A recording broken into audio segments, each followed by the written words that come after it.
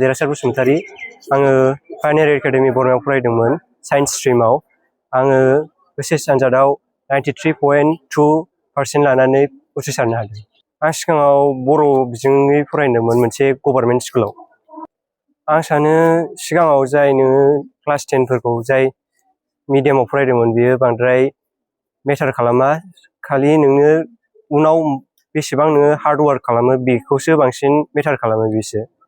आङो आंनि पेरेन्ट्स आंनि स्कुलनि वार्डेन्स टिचार्स बिसोर गासिखौबो आरो आंनि लोगोफोर आंनि हस्टेल खाथियाव थानाय आंनि आदामोन बिसोर गासिखौबो आङो बिनि थाखाय साबायखर होयो आङो निट होनानै डक्टरनि जानायनि सिमां लायो पायनियार एकाडेमि बरमा बाक्सानिफ्राय 91.2% लानानै पास जादों Science stream. Boro medium. First of all, I want to thank all of the teachers, staff members for my excellence percentage mark that I obtained. I am very grateful to them, and they're really very supportive and nice and guide with so much love and care that I scored 91.2% in this exam. आंथ' दा engineering line लादों स' JEE एग्जामखौ crack खालामनायनि dream दं स' try खालामनो टिना सरगियारि आङो निकासि 3 नम्बर दिहिरानिफ्राय फैदों आरो पायनियार कलेजनिफ्रायनो आं फरायनानै 91.2% लानानै आङो उथ्रिसार जानो हादों मेनलि टिचार स्टाफ्स पायनियारनिफ्राय आं बिराद मोजां ट्रिटमेन्ट मोनदों होननानै आं बुंगोन एन्ड सेकेन्डलि आंनि parents for their support and their efforts towards my studies. आं UPSC होनानै सासे IFS अफिसार जानो सानो। खुलुमबाय आंनि मुङा अनसमा लाहारि आङो पायनियार एकाडेमिनिफ्राय 90.4 जौखोन्दो लानानै उथ्रिसार जानो हादों आङो टिचार्स आरो पेरेन्ट्सखौ होनो सानो जों पायनियार एकाडेमिनिफ्राय गासै टटेल स्टुडेन्टफोरा साइन्सनिफ्राय 130 स्टुडेन्ट एपियार जादोंमोन आरो बिनिफ्राय ओमफ्राय 112 फार्स्ट डिभिजन ओमफ्राय सेकेन्डआ 18 स्टुडेन्टस बियो साइन्स स्ट्रिम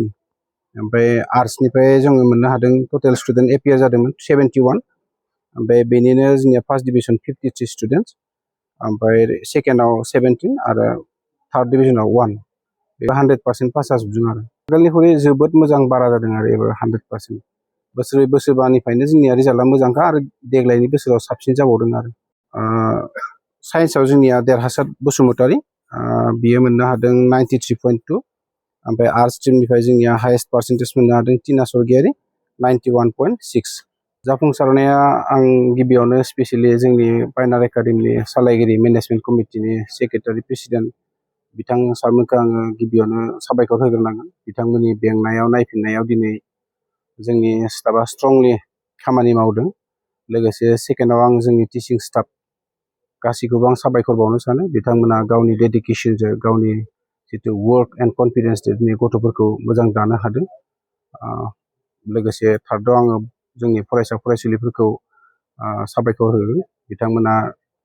जोबोद गोसो होनानै डिसिप्लिनखौ अबे खालामनानै रुल्स एन्ड रेगुलेसनखौ मानिनानै जोबोद मोजाङै क्लास लादों बिनि थाखाय आं गासिबो मेनेजमेन्ट कमिटि स्टाफ आरो स्टुडेन्ट गासैखौबो आङो साबायखर होनो लुबैयो आरो आंथ' सासे गोरायुं हिसाबै जों बे कलेजनि गोरायुं हिसाबै जों गोबांसिन खामानि मावनो गोनां दङ जोङो जितु फरायसा फरायसुलिफोरनि जितु पार्सेन्टेजजों लोगोसे आखल आखु दानाय मोजां आखल आखु दानाय मोजां सासे सुबुं महरै दानानै हरनो हानाय बेफोरखौ जोङो गोख्रोङै खामानि मावसिननो थाखाय आङो डेडिकेटेड गोबां सम होदों इन्सटिटिउसनजों नांफादों आरो मेनेजमेन्ट कमिटि सार बिथांमोनाबो जोबोरैनो नांथाब नाजादों गाइड होदों आरो